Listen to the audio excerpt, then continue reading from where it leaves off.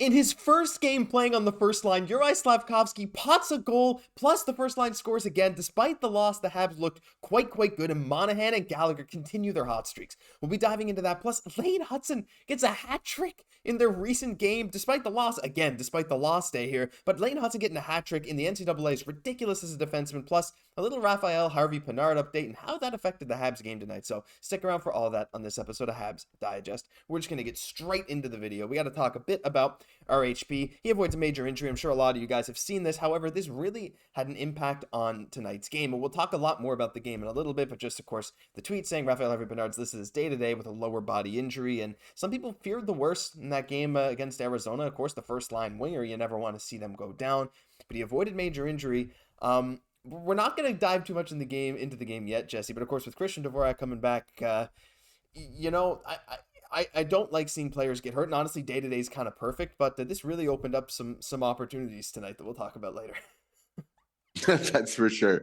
But yeah, so glad to see that it's not a serious injury, it's just day-to-day, because, RHP is such a big part of this team. He adds so much when he's in the lineup, just those dynamics, especially just on the penalty kill, just relentless, just a threat, in so many ways. So obviously, he's so dear to many of our hearts as a Habs fan, so we definitely want to see a lot more of him this year. So it's good to hear it's not too serious. Yeah, I mean, the injury gods have been kind of like, okay, we get it. You guys have had it, pretty bad. So we'll just give him a day-to-day injury. But yeah, good to see that. Hopefully we'll see him back very soon because he's always a welcome presence in the lineup.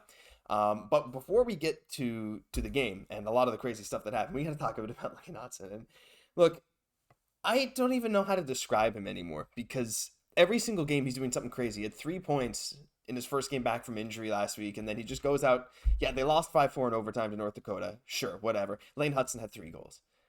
I mean, what do you do? Celebrini, 0 points, right? What do you, like, you're Lane Hutson, you score 3 goals. His first goal was a wrister from the point, a solid wrister that got his way through traffic. His third was fed out front. He skated right into the slot and just ripped it past the goalie. No chance. This guy, Jesse, I think one of the craziest things with him is that it feels like there's absolutely no effort for him to get to his spot. And when he gets to a spot, he has one of those uncanny abilities to get the pucks on the net, but not just on the net, to find the holes in the defense and the goalies.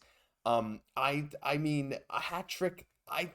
What even are we watching? Like this guy is, it feels like every single day he's like, I want to get a bit better today. Let me see what I can do.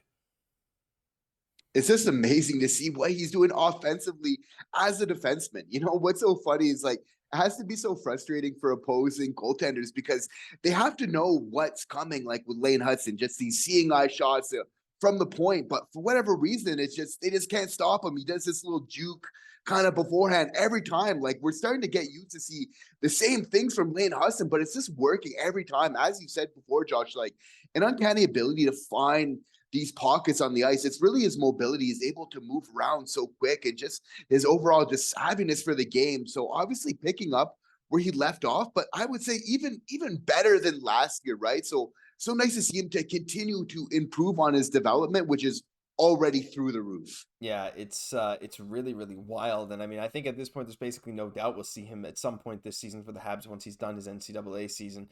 But yeah, I just gotta wonder, like, what do you think is, like, if he's just getting hat tricks now and we're just like, oh wow, that's crazy. Like, are we gonna see a 5-point game from Hutson? Are we gonna see a 6? But like, I don't know. Do you think there's like, do you see him getting like a hat trick in the NHS? I don't even know. Like, I just feel like this kind of point production. I mean, we already saw him setting records last year. This kind of point production from defensemen. I don't want to say it's understated, but like, he doesn't get that much coverage outside of Habs news sources. But he feels like the kind of guy that should be getting like borderline, league-wide news for the kind of numbers he's putting up. It's true. And I definitely think that it will come in time. And, more as time progresses, it's like the more I'm getting the feeling, Josh, like this guy is going to be a star in the NHL. And of course, we try to think to ourselves, oh, we should temper our expectations because of the size. It's like, no, the results are just there. He's just doing it every time. He's just scoring like a lot of these goals that we're seeing tonight. It's like, yeah, I could see that probably going in on an NHL goalie. Yep. And in fact, a lot of those shots probably would. Like, this guy is just unreal. He's really skilled, but he's a competitor. That's really the X factor. He wants to win. He comes out every night. Like, that's his goals. He wants to get a hat trick. So yeah, to answer your question, I think that not only we're going to see this, but even more, he's just going to continue to dominate this league just even more as this season progresses. Yeah, I just can't wait to see the further progression of Lane Hutson. He is crazy. But yeah, we got to talk about some amazing production, and you know, you might see the title card here. And he's back, guys. He's back. Slavzilla is back. His debut for this season. Switching computers, had to get the file back, but Slavzilla has returned. I hope that's not too loud. I think I turned the volume down enough. Juraj Slafkovsky scores his first goal of the season. It was a beauty. Check out the short on the channel. I don't know if I'll link it somewhere, but there's a short on the channel of his first goal. Go have a look at it. But here's the box score of the game. Of course, Caufield gets an assist on a very late goal from Suzuki. That could have been Slav's goal as well, by the way. He was right next to it. But Slav with a goal on the power play, Jesse. There's some other guys we want to get into, like Gallagher and Monahan, but open up with Slafkovsky. That's what everyone wants to talk about. You know, he gets the promotion to the first line tonight. We hear Raphael Harvey-Pinard's out with injury. Christian Dvorak's coming in. Gustav Lindstrom sent back to the AHL for roster compliance. Sure, makes sense. Then Slav starts skating with Suzuki and Caufield. You're like, oh man, we're finally seeing it. And what happens? From the first second, he was on the ice to start the game. From the first second, you saw his energy was higher than maybe it has been all season. Maybe he was getting a bit dejected, as I guess 19-year-olds do. But when he was out there with Suzuki and Caufield, he looked like a different player. And then when he got his opportunity on the second power play, little bank pass to Newhook, got sort of a give and go, dangles his way to the net, little tight handles and chips it over the shoulder, over the left arm of Joel Hofer, who played really well for St. Louis tonight. Jesse, it was just like, tonight was like a different man. This is the Slav we saw in the preseason, and this is a guy, like, if he plays like this every night, like, I think we'll really start to see that potential creep up faster and faster. It's so true. This was such a big game for Juraj Slafkovsky tonight. We all know, as a former first overall pick, he's been having so much pressure on him. And, you know, for sure we had that injury to RHP, but I really like, you know, despite all the, you know, negative buzz kind of around Slafkovsky of late, what does Martin St. Louis do? He puts him right on the first line. And what does Slafzilla do? He scores, you know, early on in this game, you know, beautiful give and go pass. You know, so I really, really love to see that. It was a really amazing effort from him tonight. You know, I thought he looked good with Cole Caufield, Nick Suzuki. You know, this was really important for him to kind of rise up to the occasion. And the fact that he could do this is really big. And you feel like that potential is there. Just needed kind of the right opportunity. I think he got that tonight. You know, so nice to see for this young man. Yeah, and you know, we saw those two have a lot of success with Dach. And while Dach and Slav are different players in a lot of ways, they both eat up a lot of size, and Slav is getting a lot better at his board battles as well, right? They're able to be physical, they're able to fight for loose pucks down low and stuff, and they're big bodies in front of the net. And I think Slav was showing that tonight. He could have had, like, if that last goal didn't get tipped by Suzuki, or maybe it didn't go in, Slav was on the doorstep. There was another play where he got a rebound right in front and Hofer had to make a nice save. Like, Slav could have had a couple goals tonight, and I just thought he was everywhere. He was where he needed to be, and he fit really well on that first line. His passes were nice. Even that first shift, he made a nice little chip pass to Caufield for his own entry. Caufield could have had about 3 goals tonight too, but yeah, just awesome from Juraj Slafkovsky. So excited to see him get his first of the season, get that monkey off his back, right? He looks really confident, and let's just see how this progresses for the next game. But let's transition a bit. Look, there were some negatives in this game, but we want to stay positive here because there were so many positives. Well, it's originally the third line. Now it's the second line of Sean Monahan, Tanner Pearson, and Brendan Gallagher, Jesse. They were going nuts. Monahan continues his point streak. I think it's a point in 5 or 6 straight games now. He gets an assist, primary assist, pass from behind the net out to Brendan Gallagher, who finds a hole in Joel Hofer, and he scores. And Gallagher with 2 points tonight is now up to 7 points in 11 games this year. Guys, in 37 games last year, he had 8 goals and 6 assists. He has exactly half that this year in only 11 games. Jesse, I mean, this line is just working in ways we didn't think it possibly could, and I'm really impressed.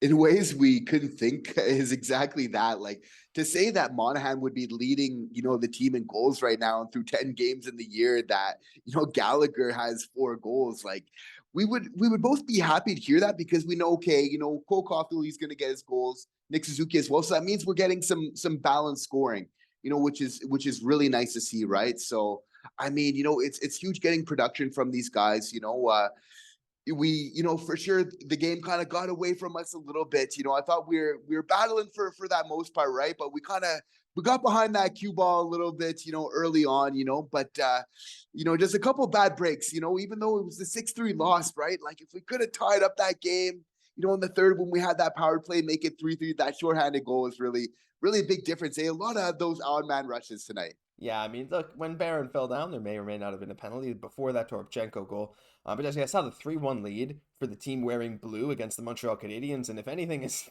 I mean, this season, if we look at that Columbus game and that Winnipeg game, it's like, hey, I mean, the Habs got a chance here. They made it 3-2. I was like, it's happening. Unfortunately, they couldn't quite do it. A lot. Look, the defense tonight was really pitiful. I thought Guhle was fine. He had 5 block shots. He looked quite good. Matheson did not have a good game. That Matheson Kovacevic pair, a lot of turnovers, just unforced turnovers. And in the defensive zone, Monty was getting hung out to dry. Cross crease passes, cross ice passes, getting through, no problems. Guys going backdoor with no coverage, like that Kyrou goal where Galley kind of missed him. But we know that this team maybe is not up there with the most talent. There's going to be some games like this. The problem is, and when the Habs can play games like they did against Vegas, where they look like a top tier team in the league, and then have games like this, you're kind of surprised. But inconsistency comes with some of the personnel and being young as well, and that's okay, because using this for growth opportunities is exactly what we want. We're testing out a bunch of goalies. Monty got the start tonight. Allen's been good. Monty looked good, except for maybe could have maybe stopped one or two, but overall it was good, and the young guys were phenomenal. I'm just gonna pop up the box score one more time to try and get some inspiration for something to talk about here at the end of the video. Christian Dvorak made a season return. Jesse, what did you think of Dvorak before we close out this video? Because I thought this was a very Christian Dvorak game from him.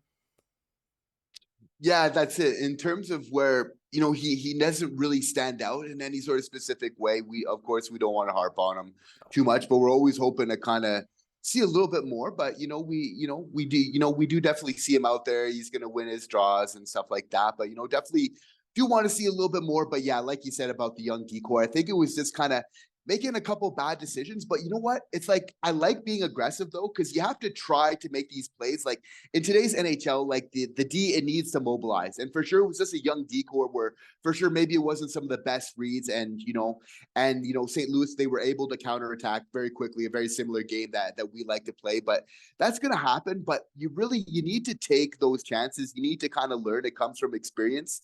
So that's it. It's just learning when to be aggressive, but do need to take those chances. Unfortunately, it kind of cost us a little bit tonight, but it's all par for the course for a very young defensive core. Yeah, for sure. And hey, one little final thing before the video ends: 0 penalties tonight, which is like a shocker. We kind of didn't even talk about that, but that's amazing. A huge thing. Yeah. That's another big green light for the team. Slav scores a goal.